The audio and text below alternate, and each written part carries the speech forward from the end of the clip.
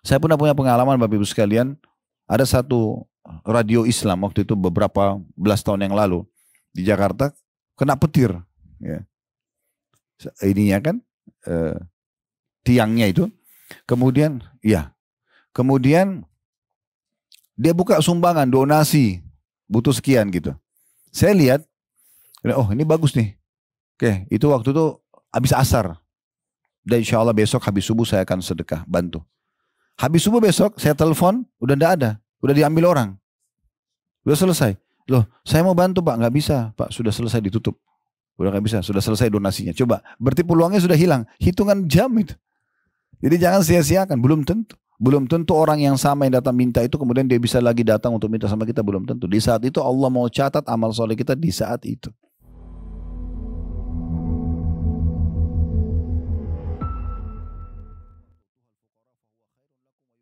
Nah itu seringkali para sahabat kadang-kadang di antara mereka ada yang menyampaikan secara detail sesuatu yang berhubungan dengan penyebab disebutkannya hadis, ya. Dan dalam ilmu Al-Quran ada namanya sababun nuzul, ya, sebab turunnya ayat. Kalau dalam hadis itu ada namanya sababul wurud, sebab disebutkannya hadis tersebut. Tentu tidak semua ayat ada sababun nuzul, nggak semua hadis ada sababul wurud, tapi kalau ada biasanya disebutkan oleh para ulama agar kita lebih memahami maksud dari ayat dan maksud dari hadis. Ya, seperti itulah. Dari hadis ini kita ambil pelajaran pertama, kedudukan Abu Sa'id Al-Khudri radhiyallahu anhu, karena beliau menyampaikan kepada kita kronologis hadis ini. Kemudian yang kedua yang perlu kita garis bawahi pelajarannya, yaitu bagaimana kepedulian Nabi SAW sebagai suri tauladan. Dan beliau tidak membuang-buang peluang dan kesempatan di saat memang dibutuhkan, beliau langsung menyampaikan. Ini salah satu tradisi Nabi SAW yang luar biasa. Beliau tidak pernah meninggalkan peluang, kesempatan untuk membantu orang kecuali beliau bantu. Bahkan dalam hadis Anas radhiyallahu anhu diriwayatkan oleh Imam Bukhari, salah satu ciri Nabi SAW, beliau tidak pernah menolak siapapun yang meminta kepada beliau. Itu cirinya. Dan kalau Bapak Ibu mau masuk dalam bab tertinggi, dalam bab dermawan dan sedekah, itu adalah tidak menolak siapapun yang minta dari kita. Selama bukan untuk maksiat, kita mengiyakan semuanya. Tapi Ustaz, orang itu kan ulang-ulang, dia saja minta terus, nggak masalah. Bedanya apa kita kasih dia dengan kita kasih orang baru? Intinya sedekah. Malah kalau ada orang yang kerabatnya sering rongrongin dia minta, temannya minta, berarti kan sudah terbuka sumber sedekah dia. Syaitan aja membuat berat dalam hatinya. Sebenarnya itu peluang sedekah sedang ada depan mata kita. Andai saja kita lihat peluang tersebut di hari kiamat, nanti kita akan berharap orang ini akan datang bukan cuma sekali sehari, mungkin setiap hari beberapa kali, karena melalui orang inilah sedekah kita akan dibawa ke timbangan amal pada hari kiamat. Kan begitu. Makanya Abdullah bin Mubarak, Fudail bin Iyad, dan banyak ulama-ulama tabi'in di masa dulu, mereka itu kalau memberikan sedekah kepada orang dan dibawa pergi, mereka senyum lebar. Sambil mengucapkan kata-kata dengan orang di sekitarnya, lihatlah orang-orang ini pergi ke timbangan amal, membawa amal-amal kami tanpa diupah sedikit pun. Sekarang Bapak Ibu kasih sedekah kepada seseorang 1 juta rupiah. Ini kan secara kasat mata dia dapat angka nilai 1 juta, kan gitu. Dia dapat uang fisik 1 juta itu. Tapi kita harus pahami baik-baik teman-teman, dalam Islam bukan itu yang sedang dilihat. Bukan fisik yang kita kasih, tapi apa yang kita dapat sebagai feedback nilainya, ya. Jadi kayak misalnya dia 1 juta, dia kan habis tuh pakai beli makanan, beli baju, bayar utangnya, selesai. Tapi kita dalam Islam tidak kehilangan nilai 1 juta itu. Itu akan dibawa ke timbangan amal melalui dia. Kalau tanpa dia mungkin tidak bisa dibawa ke timbangan amal, ya kan? Maka dibawa ke timbangan amal, dan bukan sampai di situ. Akan Allah lipat gandakan sebagaimana Allah berfirman, "Man ja'a bil hasanati falahu asyru amsalihha." Siapa yang berbuat satu kebaikan maka Allah akan lipat gandakan 10 kali lipat. Jadi ini keutamaan yang luar biasa. Maka sifat kedermawanan yang benar adalah betul-betul dia lihat nilai yang akan dia dapat, bukan siapa yang menerima. Tidak penting siapa yang menerima sedekah kita. Tidak penting siapa yang menerima bantuan kita. Yang penting adalah nilai bantuan itu akan kita dapatkan. Makanya ada seorang tabi'in namanya Rabi' ibn Huthaim rahimahullah. Rabi' ibn Huthaim ini Bapak Ibu sekalian, beliau pernah duduk dengan 2 muridnya. Karena orangnya lagi berhadapan dengan tamu, atau ada tamunya datang, 2 orang murid beliau, maka istrinya membuatkan makanan yang sangat mewah di saat itu, namanya halwa. Tapi halwa ini dalam bahasa Arab artinya manis-manisan, ya. Tidak semua halwa itu sama. Ya, hampir semua yang manis diistilahkan dengan halwa biasanya, permen, apa segala macam sudah dimakan halwa. Tapi di masa itu ada jenis makanan di mereka namakan halwa, adonannya itu sangat istimewa, bahan-bahannya eksklusif, jenis-jenis kacang-kacangan yang dicampur juga di situ bagus, dicampur dengan madu dan segala macam. Intinya dia makanan biasa dimakan oleh orang-orang yang punya kemampuan dan kelas-kelas raja. Istrinya Rabi membuat itu. Lalu anaknya disuruh bawa keluar, begitu dibawa keluar dihidangkan di depan Rabi. Dan baru saja Rabi ingin memakannya, juga mempersilahkan kedua tamunya, tiba-tiba ada yang ketuk pintu rumah.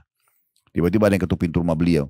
Lalu beliau beri isyarat kepada anaknya, coba buka pintu itu. Lalu anaknya buka, waktu dibuka Bapak Ibu sekalian, di depan pintu ada orang gila. Bukan orang biasa, orang gila. Digambarkan orang itu gila, acak-acakan rambutnya, bajunya kotor. Seperti kita tahu keadaan orang gila karena mereka tidak sadarkan diri, subhanallah. Semoga Allah selamatkan kita dari penyakit ini tentunya ya. Allahumma amin. Maka orang gila itu memberikan isyarat dengan tangannya minta makan. Rabi bin Husaim rahimahullah tunjuk anaknya, suruh ambil halwa ini, makanan mewah ini kasih ke orang gila itu. Maka anaknya datang, ambil. Karena halwa itu sudah dipotong-potong sama ibu si anak ini, istrinya Rabi. Maka dia berpikir dia bawa ke sana untuk dia kasih satu potong. Tapi subhanallah orang gila juga tahu makanan enak. Gitu, ya. Waktu dia lihat makanan itu orang gila itu ambil semua satu piring. Semuanya dimakan habis.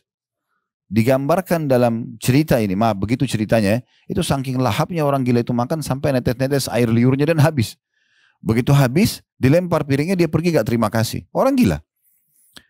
Anaknya Robi ambil piring itu dalam kondisi dia jengkel sama orang gila ini gitu. Terus dia masuk lalu dia datang ke ayah lalu dia mengatakan kepada ayahnya, "Wahai ayahku, tadi itu yang minta-minta orang gila." Apa bahasa anaknya? Dia tidak tahu nilainya makanan yang kita kasih. Ini garis bawahi penting sekali ya. Dia tidak tahu nilainya makanan yang kita kasih. Andai saja tadi Anda suruh saya untuk mengambil makanan apapun di dapur, dia akan makan. Dia kan target cuma hilangin lapar. Kenapa harus halwa ini? Apa jawaban Rabi? Perhatikan orang kalau punya ilmu dan iman, subhanallah. Ini saya ulang-ulang sampaikan di pengajian karena bagi saya ini motivasi yang sangat besar buat saya. Dia mengatakan, wahai anakku, kalau dia orang gila itu tidak tahu nilainya makanan itu, Allah tahu nilainya. Lalu dia membacakan firman Allah SWT, "Lan tanalul birra hatta tunfiqu mimma tuhibbun." Kalian tidak akan mungkin mencapai puncak daripada balasan kebaikan sampai kalian infakkan apa yang kalian paling cintai. Jadi Rabi bin Husaim rahimahullah tidak lihat orang gilanya, enggak penting siapa yang terima, tapi bagi dia sedekah yang saya kasih. Siapapun yang terima, yang penting yang terbaik saya kasih, ini yang sedang saya targetkan pahalanya di sisi Allah Subhanahu wa taala. Nah, seperti itu. Ya. Nah, kalau kita paham ini kita akan betul-betul siap untuk bisa memberikan yang terbaik kepada siapapun. Toh nilainya akan kita terima di sisi Allah SWT, bahkan dilipat-lipat gandakan. Bab sedekah ini teman-teman, di dalam surah Al-Baqarah disebutkan belasan ayat berhubungan dengan masalah sedekah. Ya, karena ini ada singgungan tentang masalah Nabi SAW waktu lihat orang itu kiri kanan dan beliau peduli sekali. Langsung beliau menyuruh para sahabat untuk ayo siapa yang punya kelebihan tunggangan, unta, kuda. Kalau kita sekarang tuh mobil, motor, siapa yang punya?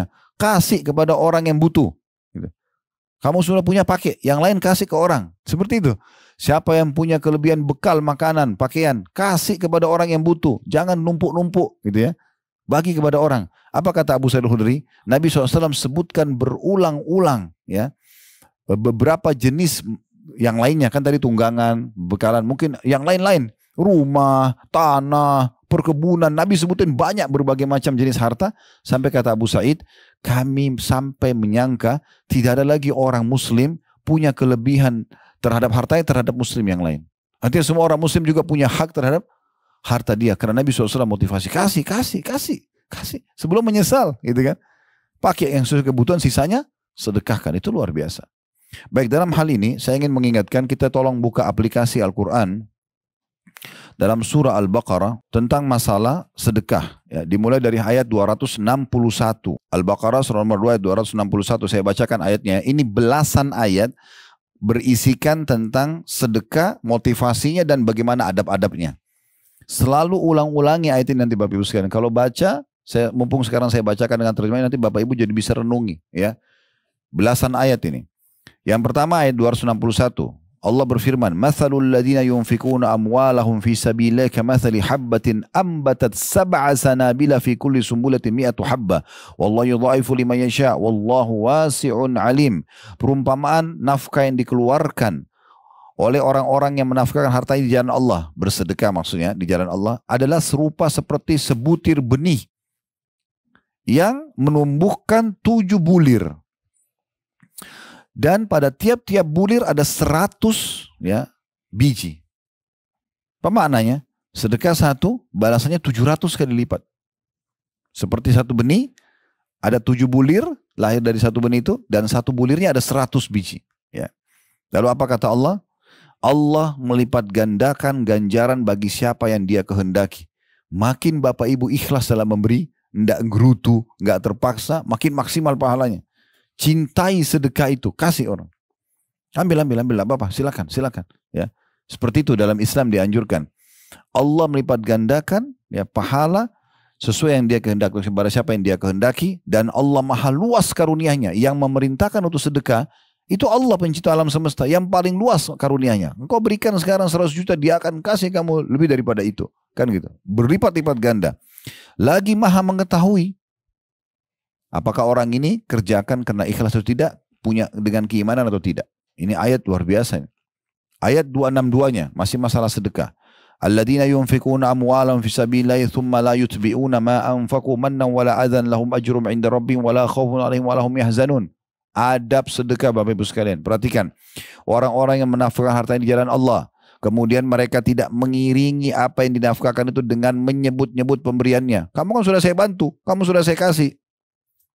Ya, perhatikan. Karena ingat, yang kita sedang bantu, dia hanya didatangkan oleh Allah perantara agar bisa kita sedekah dan sampai ke timbangan amal. Jangan sakiti hatinya orang itu. Gak ada urusan. Ikhlas karena Allah itu. Perhatikan, ini syarat yang pertama. Syarat yang kedua dalam adab masalah sedekah supaya diterima sama Allah, selain tidak menyebut-nyebut pemberian, dengan tidak menyakiti perasaan si penerima. Jadi kita sudah memberi, kita jaga perasaan dia lagi. Tidak menyakiti. Mereka, orang-orang yang seperti ini, bisa menjaga dua hal, tidak menyebut-nyebut pemberiannya, tidak menyakiti hati orang penerima, mereka akan memperoleh pahala di sisi Tuhan mereka, maksudnya maksimal. Tidak ada kekhawatiran terhadap mereka, maksudnya terhadap balasan dan ganti yang Allah kasih dari harta yang mereka keluarkan, dan tidak pula mereka bersedih hati. Maksudnya mereka akan terima nanti balasannya di hari kiamat, jadi tidak perlu mereka sedih dengan itu. Jangan yang mereka sudah keluarkan ya. 263-nya. Ini ayat-ayat sudah turun 1400 tahun sekian yang lalu ya. Qaulun ma'rufun maghfiratun khairun min sadaqatin yatba'u hadza wallahu ghaniyyun halim. Perkataan yang baik dan pemberian maaf lebih baik daripada sedekah yang diiringi dengan sesuatu yang menyakitkan perasaan si penerima. Allah maha kaya lagi maha penyantun. Maksudnya di ayat ini, kalau Bapak Ibu kebetulan lagi tidak punya sama sekali, kita lagi bangkrut, lagi terlilit utang, Allah uji imannya. Datang orang minta bantuan. Dalam kondisi seperti itu kata Allah, qaulun ma'ruf, tetap ucapkan kata-kata yang santun. Maaf ya, saya belum punya. Insya Allah kalau saya punya, saya akan bantu satu waktu. Bukan kamu tidak tahu diri ya, saya sudah begini dan begitu. Nah, ini Allah perintahkan nih, adabnya. Ini masuk dalam adab nomor 3-nya. Adab nomor 1 tadi tidak menyakiti. Ya, tidak menyebut-nyebut, tidak menyebut pemberian, tidak menyakiti hati penerima, dan juga membalas dengan perkataan yang baik di saat kita lagi tidak mampu. Maaf saya belum bisa sekarang, nanti saya bantu lagi ya. Dan atau bahasa-bahasa yang semisalnya. Selanjutnya 264-nya, ya ayyuhalladzina amanu la tubtilu sadaqatikum bil manni wal adza kalladzi yunfiqu malahu ria'an nasi wa la yu'minu billahi wal yawmil akhir. Famathalu kamathali safwanin 'alayhi turabun fa asaba wabilun fatarakahu salda. La yaqdiruna 'ala syai'in mimma kasabu wallahu la yahdil qaumal kafirin. Hai orang-orang yang beriman, yang merasa punya iman dalam hati, dia bisa tersentuh dengan ini. Allah panggil, janganlah kamu menghilangkan pahala sedekahmu dengan menyebut-nyebutnya. Selalu sibuk sebut-sebut.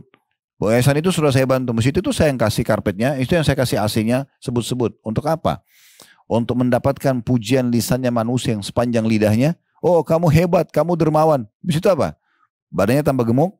Ini orang yang masih suka dengan puji-pujian orang ini. Mau dapat apa dari pujian orang itu? Angin lalu saja. Gak ada manfaatnya. Tapi menghilangkan pahala ibadah kita. Kita kalau bantu orang, kemudian dia pergi kita dan dia terima kasih, nggak apa-apa, nggak usah bilang ini orang nggak tahu terima kasih, nggak perlu. Terima kasih kita harap pahala dari Allah bukan dari dia. Ini harus diperbaikin benar-benar ini, ya. Tentu dalam menyebut-nyebut ini ada sebagian pendapat ulama yang mengecualikan contoh orang tua kepada anak-anak, ya. Misal ada orang tua anaknya sudah dibesarin, sudah dibiayai hidupnya, lalu nggak berbakti. Ayah ibunya bilang, nak, ibu dan ayah kan sudah besarkan kamu dengan baik. Kenapa begini balasannya? Itu kan seperti menyebut kebaikan. Itu nggak masuk dalam balahin. Karena dia punya hak sebagai orang tua. Suami pada istri juga tidak masuk dalam hal ini. Tapi kalau memang murni mengingatkan, kayak misalnya sudah diberikan nafkah, kemudian pengeluaran ekstra, kita tanyakan, kemarin kan sudah saya kasih sekian, ya, kenapa bisa kurang? Dijelasin sama dia, kemudian kita kalau memang betul kita tambahkan. Nah itu pertanyaan ini kan seperti kemarin saya sudah kasih, nah gitu. Bahasa ini kan seperti menyebut. Nah ini kalau suami ke istri tidak, atau seorang pimpinan perusahaan pada bawahannya. Ini saya sudah siapin fasilitas segala macam, saya sudah kasih bonus bulanan, saya sudah kasih begini. Kenapa kok kinerja kalian kurang? Ini kan menyebut kebaikan. Tapi tujuannya bukan untuk menyebut-nyebut, tujuannya agar ayo respon yang sama dong gitu. Jangan sampai saya sudah kasih ini tapi ternyata ini. Yang keempat, pemerintah pada masyarakat. Misalnya satu pemimpin wilayah sudah mengatakan, ini jembatan sudah saya buat ya, tolong dijaga baik-baik, dirawat. Itu nggak salah. Yang tujuannya untuk memberikan peringatan pada masyarakat. Beda kalau dia tunggangi itu memang untuk riya. Itu lain. Berarti itu dia sudah merusak sendiri amalnya. Tapi kalau hanya sekedar memberikan peringatan itu tidak masalah. Ya. Tapi tetap saja selain daripada ini semua hati-hati. Jadi makin kita tidak menyebut, makin bagus. Ya. Saya ulangi terjemahannya. Hai orang-orang beriman, jangan kamu menghilangkan pahala sedekahmu dengan menyebut-nyebutnya dan menyakiti perasaan si penerima. Seperti orang yang menafkahkan hartanya karena riya kepada manusia dan tidak beriman kepada Allah. Karena kalau orang riya yang dia butuhkan respon pujian orang. Orang kalau ikhlas tidak butuh itu, ya. Dikatakan di sini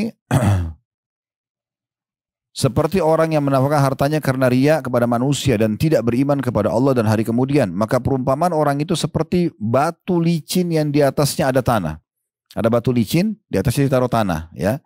Kemudian batu itu ditimpa hujan lebat. Lalu menjadilah dia bersih, tidak bertanah lagi. Mereka tidak menguasai sesuatu pun dari apa yang mereka usahakan. Dan Allah tidak memberi petunjuk kepada orang-orang yang kafir. Maksudnya apa? Orang kalau beramal karena riya, Bapak Ibu sekalian, ibaratnya tadi seperti batu licin ditaruh pasir. Pasir itu kayak amalnya dia, ya. Dihantam dengan hujan yang lebat, hilang semuanya, tidak ada nilainya. Nah, seperti itulah. Selanjutnya 265-nya. Wa mathalul ladina yunfikuna amwalahum ibtigha'a mardatillahi wa tathbitan min anfusihim kamathali jannatin birabwatin asabaha wabilun fa'atat ukulaha dhi'faini fa in lam yusibha wabilun fatal. Wallahu bima ta'maluna basir. Dan perumpamaan orang-orang yang membelanjakan hartanya karena mencari keridhaan Allah, ikhlas karena Allah, dan untuk keteguhan jiwa mereka, supaya iman nancap dalam hatinya, supaya dia selalu termotivasi untuk mengerjakan kebaikan. Seperti sebuah kebun yang terletak di daratan tinggi, yang disiram oleh hujan lebat, maka kebun itu akan menghasilkan buahnya 2 kali lipat. Jika hujan lebat tidak menyiraminya, maka hujan gerimis pun sudah memadai. Dan Allah Maha melihat apa yang kamu perbuat. Dari sini juga tentu ada, kalau orang mau adakan penelitian ilmiah ini bagus sekali ya.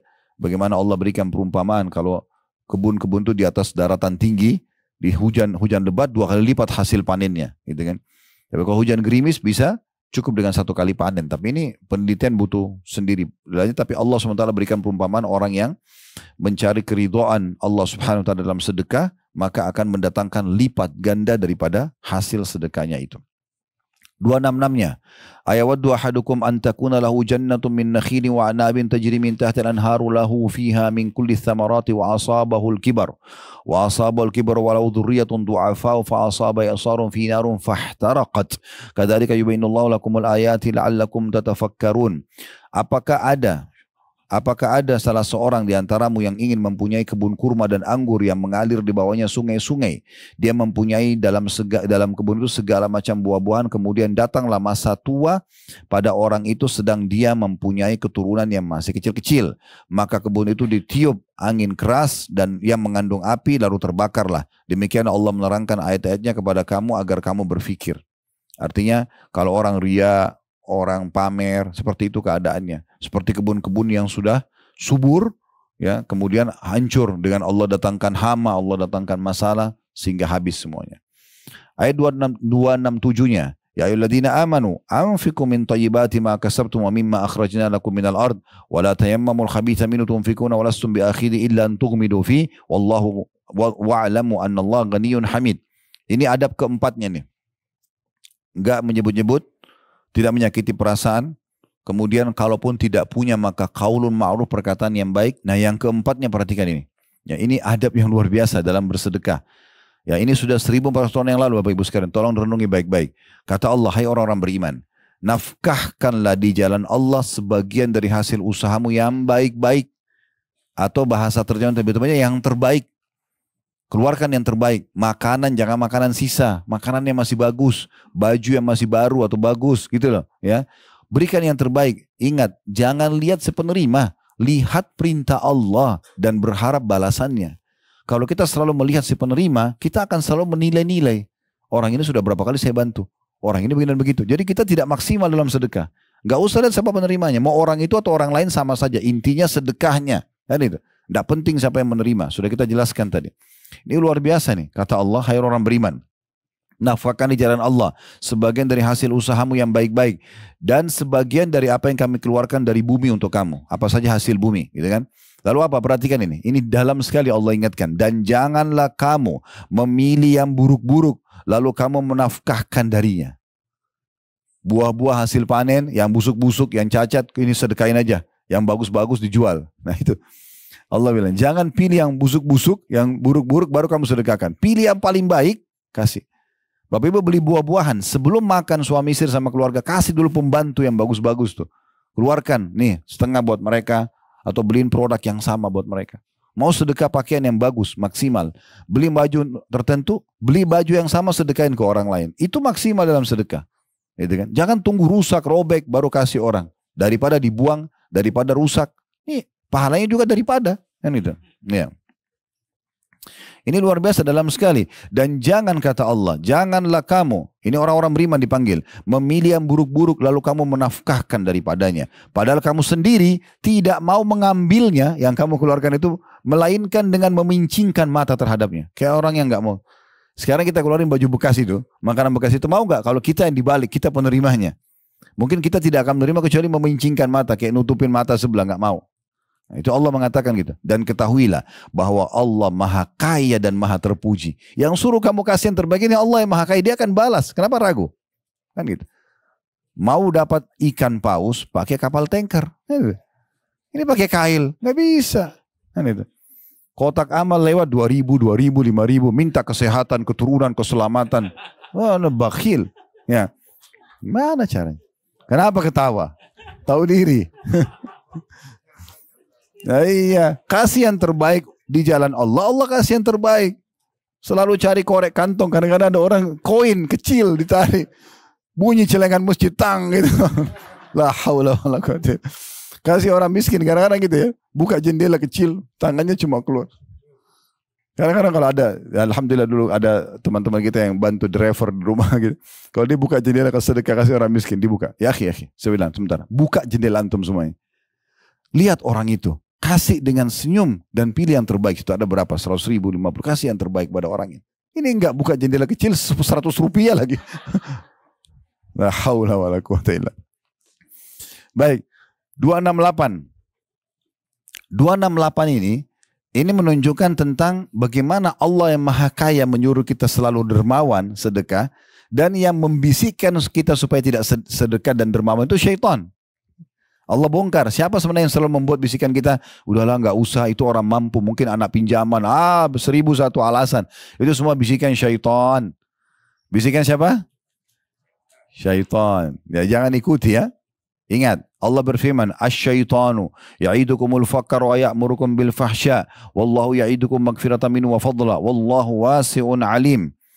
Syaitan menjanjikan atau menakut-nakuti kamu dengan kemiskinan. Dia yang bilang jangan kasih nanti kurang, kamu juga butuh, supaya kita tidak sedekah. Ya, syaitan kata Allah menjanjikan atau menakut-nakuti kamu dengan kemiskinan dan menyuruh kamu berbuat kejahatan. Dalam kurung terjemahnya apa? Baca coba. Di situ terjemahannya. Kikir. Kejahatan itu Yang Allah maksudkan kikir. Kikir terhadap diri sendiri, kikir pada orang lain, itu kejahatan, kriminal dalam Islam. Dosa besar. Imam Mazhabi rahimahullah masukkan bakhil itu dosa besar. Coba bayangin ini. Kita dermawan. Makanya sering saya sampaikan, Islam menyatakan pangkal kaya sedekah. Kapitalis mengatakan pangkal kaya nabung. Ketemu nggak? Satu keluar, satu simpan. Nggak bakal ketemu. Mustahil ketemu. Suruh keluarin pangkal kaya, dia tidak nabung terus. Jadi nggak bakal bisa. Nabung ini mati selesai. Ya, akan jadi hartanya orang lain. Makanya kata Nabi SAW dalam hadis Bukhari, siapa di antara kalian yang lebih senang hartanya dia kelola sendiri sehingga maksimal, atau dikelola oleh ahli warisnya, nanti kalau dia mati. Maka kata para sahabat, tentu ya Rasulullah, kami yang kelola harta kami. Kata Nabi SAW, yang kalian infakkan semasa hidup kalian kelola sendiri. Karena kalian bawa ke akhirat. Yang kalian tabung-tabung, itu ada yang dikelola ahli waris. Allahu a'lam, dibangun masjid atau tidak nanti, jadi wakaf tanah atau tidak, kita nggak tahu ahli waris kita. Kenapa tidak semasa hidup kita lakukan itu? Kan gitu. Ingat, saya sering tekankan ini dalam tablik akbar serial sahabat teman-teman sekalian. Hampir puluhan sahabat yang sudah kami bedah tablik akbar sebulan sekali di Blok M itu. Rata-rata mereka yang kisahnya kaya raya. Abu Bakar, Utsman bin Affan, Talha bin Ubaidillah, Sa'ad bin Ubadah, dan banyak sahabat-sahabat yang lain ridwanullah itu kaya raya. Mereka pada saat meninggal, harta warisnya untuk dibagi, itu dihitung kalau rupiah sekarang ratusan miliar. Ahli warisnya dapat masing-masing. Bukan satu orang gitu ya. Dan itu ternyata bukan hasil tabungan. Itu datang beberapa hari sebelum mereka meninggal. Karena rutinnya bersedekah. Coba. Bukan dari tabungan. Tapi dari sedekahnya. Nah ini mumpung 10 awal Zulhijjah, lagi haji. Ayo sedekah. Keluarin jalan Allah SWT. Ini luar biasa ini. Saya ulangi. Syaitan menjanjikan atau menakut-nakuti kamu dengan kemiskinan dan menyuruh kamu berbuat kejahatan dalam kurung kikir. Tafsirnya itu. Sedangkan Allah menjanjikan untukmu yang suruh kamu sedekah, ampunan dari sisinya dengan sedekah. Dan juga karunia, rezeki. Allah datangkan gantinya. Dan Allah maha luas karunianya. Allah kalau balas, berlipat-lipat ganda. Dan maha mengetahui. 269. Yu'til hikmata man yasha. Wa ma yu'tal hikmata faqad utiya khairan katsira. Wa ma yadzakkaru illa ulul albab. Allah menganugerahkan al-hikmah. Atau dalam kurung kepahaman terhadap Al-Quran dan Sunnah. Belajar seperti ini jadi faham, oh ini Allah berfirman, oh Rasulullah bersabda. Jadi kita termotivasi mengerjakan, itu hikmah namanya. Faham ilmunya, mau mengamalkan, itu hikmah namanya. Allah menganugerahkan hikmah kepada siapa yang dia kehendaki. Dan barang siapa yang dianugerahi hikmah, ia benar-benar telah dianugerahi karunia yang banyak. Dan hanya orang-orang yang berakal lah, yang cerdas, yang dapat mengambil pelajaran dari firman Allah ini. Dengar, amalin. Tidak ada gunanya, oh tadi ceramahnya bagus, ya tidak ada manfaatnya buat saya, tidak ada buat Bapak Ibu, tidak ada manfaat. Amalin, praktekin, gitu. Itu yang penting. 270-nya, wa ma anfaqtum min nafaqatin aw nadartum min nadrin fa innallaha ya'lamu wa ma lidh-dhalimina min ansar. Apa saja yang kau nafkahkan dan apa saja yang kamu nazarkan, niatkan, maka sungguhnya Allah mengetahuinya. Orang-orang yang berbuat zalim tidak ada seorang penolong pun baginya. Teman-teman coba pekah ya. Setiap kali ada peluang sedekah jangan disia-siakan. Tidak usah lihat orang yang tawarkan. Lihat peluang yang Allah kasih. Ada yang ajak untuk bantu masjid, ada yang ajak untuk pesantren, ada yang ajak untuk sumur, ada yang itu raih kesempatan itu. Di saat itu Allah sampaikan di kuping kita supaya kita punya peluang di situ, punya catatan amal di situ. Belum tentu kesempatan terulang sama. Saya pernah punya pengalaman Bapak Ibu sekalian, ada satu radio Islam waktu itu beberapa belas tahun yang lalu di Jakarta kena petir ya. Ininya kan tiangnya itu kemudian dia buka sumbangan donasi butuh sekian gitu. Saya lihat, oh ini bagus nih. Oke, itu waktu itu habis asar dan insya Allah besok habis subuh saya akan sedekah bantu. Habis subuh besok saya telepon udah tidak ada. Udah diambil orang. Udah selesai. Loh, saya mau bantu Pak. Nggak bisa Pak, sudah selesai ditutup. Udah nggak bisa, sudah selesai donasinya. Coba, berarti peluangnya sudah hilang. Hitungan jam itu. Jadi jangan sia-siakan, belum tentu. Belum tentu orang yang sama yang datang minta itu kemudian dia bisa lagi datang untuk minta sama kita, belum tentu. Di saat itu Allah mau catat amal soleh kita di saat itu. 271-nya in tubdus sadaqati fa ni'mahi wa in tukhfuha tu'tuha al-fuqara fa huwa khairun lakum wa yukaffiru ankum min sayyi'atikum wallahu bima ta'maluna khabir. Jika kamu menampakkan sedekahmu, Harus depan orang, apa boleh buat, ini orang lihat karena ini orang lagi minta depan orang lain, maka itu adalah baik sekali kata Allah. Tidak ada masalah. Jangan karena orang depan orang, nanti kalau saya infak, kasih dia nanti riak. Itu kan bisikan syaitan juga, supaya kita tidak infak. Kasih aja. Nanti setelah itu kalau syaitan bisikin, itu orang puji kamu. A'udzubillahi minasyaitonir rajim. Tepis, kan gitu. Maka itu baik sekali kata Allah. Dan jika kamu menyembunyikannya di saat orang tidak tahu. Antum lagi sendirian di kantor, di rumah. Ada yang tiba-tiba keluarga WA. Tolong bantu saya. Lalu kita transfer diam-diam. Tidak ada yang tahu. Udah disembunyikan. Ya. Dan jika kamu menyembunyikan dan kamu berikan kepada orang-orang fakir. Maka menyembunyikannya lebih baik bagimu. Dan Allah akan menghapuskan dengan sedekah itu dari kamu sebagian dosa-dosa atau kesalahanmu. Dan Allah mengetahui apa yang kamu kerjakan. 272-nya, laisa 'alaika hudan walakin Allah yahdi man yasha wa ma tunfiqu min khairin fali anfusikum wa ma tunfiqu illa ibtigha'a wajhillah wa ma tunfiqu min khairin yuwaffa ilaikum wa antum la tudhlamun.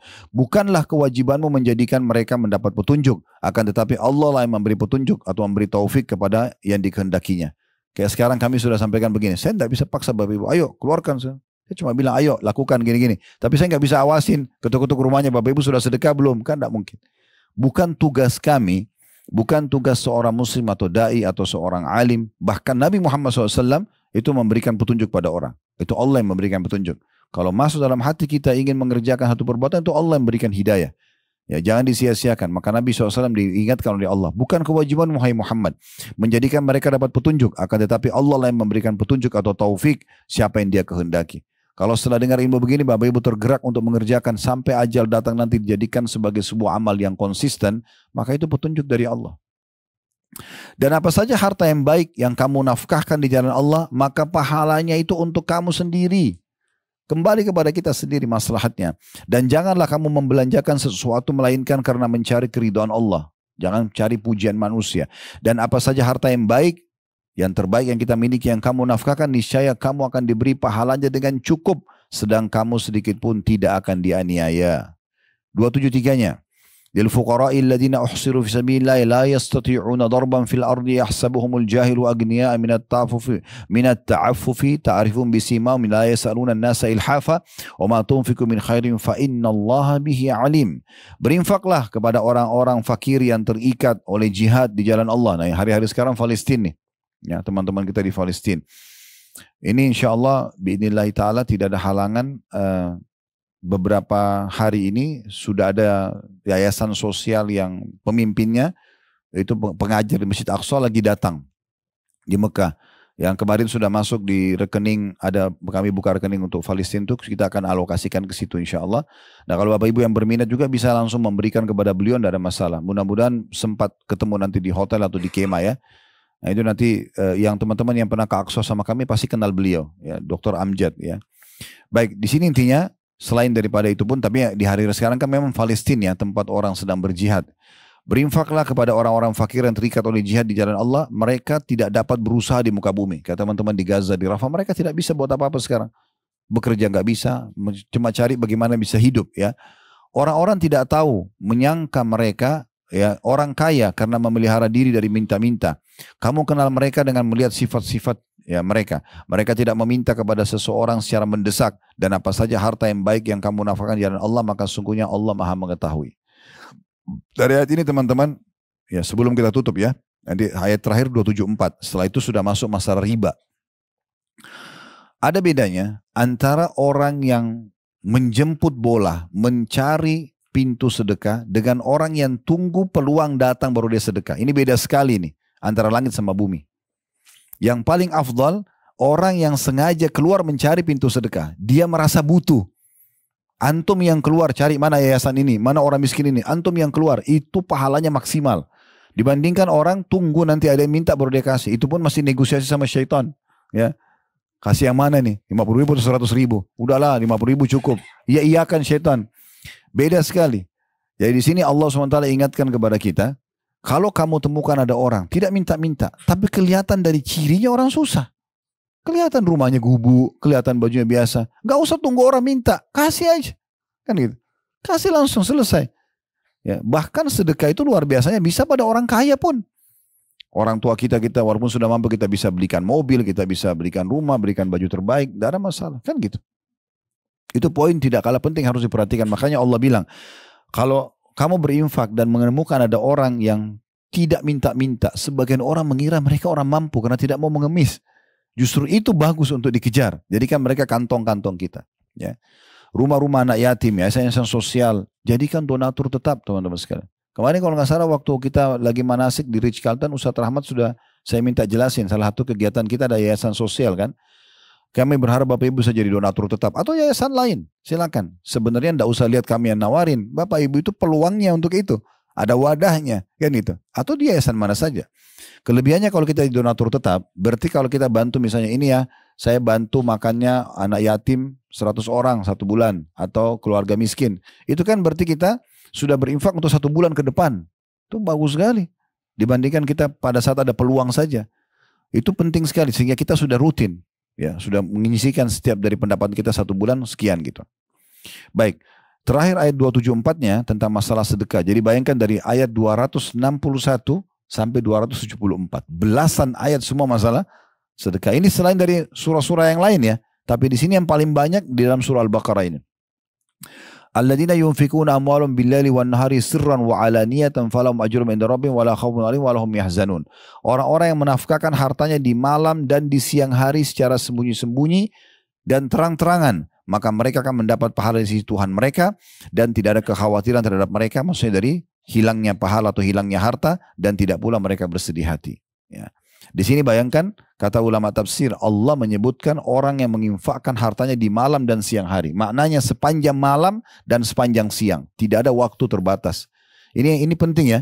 Misal contoh teman-teman lagi lewat, ada masjid taruh celengan di pinggir jalan. Sering kita lihat di Indonesia kan. Antum lewat nih, pagi hari ke kantor. Sudah sumbang. Nih 10.000, 100.000 taruh. Pulang sebentar sore, sumbang lagi nggak? Hah? Benar. Benar, kadang-kadang setan bisikin kan sudah tadi. Kan sudah tadi. Ini kalau ada setan di sini nanti dia marah sama saya. Tidak apa-apa, kita bongkar kedoknya saja. Jadi jangan pernah berhenti menyumbang walaupun di kotak yang sama berulang kali 1 hari gak ada masalah. Itu dermawan di situ. Berarti kan dia masih butuh karena masih ada kotaknya kan. Mungkin tadi belum cukup. Kalau perlu mampir sebentar di masjid itu, ini butuh apa masjid ini? Oh butuh ini nih 150 juta. Udah saya tutupin semua. Clear. Supaya nggak ada lagi kotak amalnya. Itu benar.